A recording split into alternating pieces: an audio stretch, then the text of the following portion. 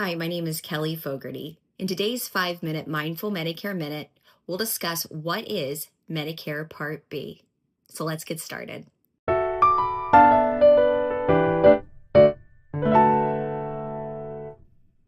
Today we're going to focus on what is Medicare Part B.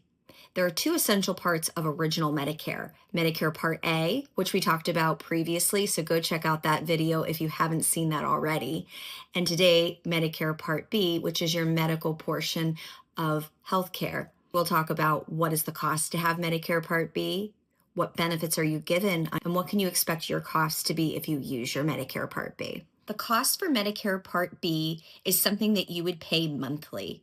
The government sets the amount each year, and it goes up a little bit and is normally announced in November for the upcoming year.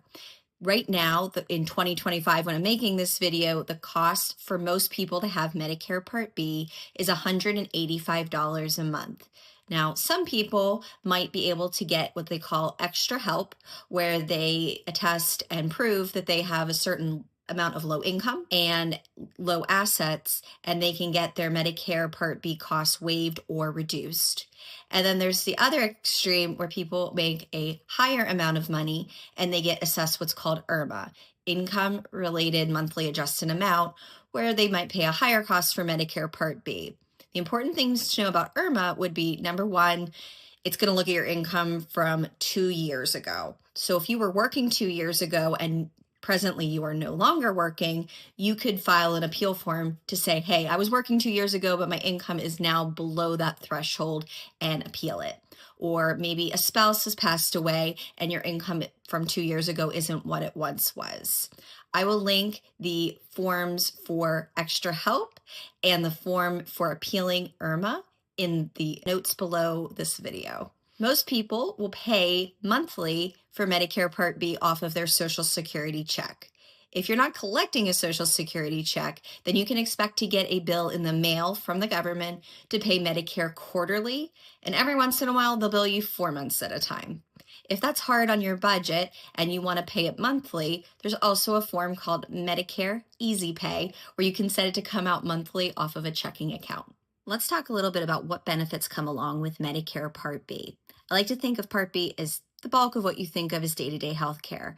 Going to your family doctor for a checkup or an office visit, getting your preventative care taken care of, such as your flu shots or immunizations, colonoscopy, mammograms, going to specialist visits, the tests that they might want to run, lab work, x-rays, MRIs, the equipment they might order, like durable medical equipment for a CPAP for breathing sleep apnea or oxygen.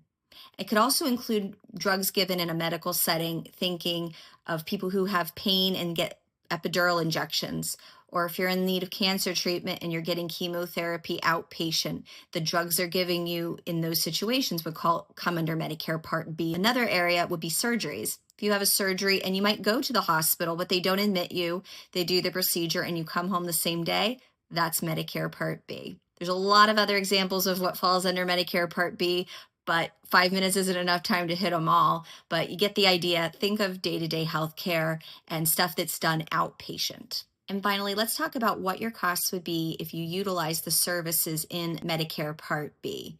Remember, for the purpose of this video, we're assuming you do not have a supplement or a Medicare Advantage plan, which could change these costs, but we're just trying to illustrate what the costs are under just original Medicare.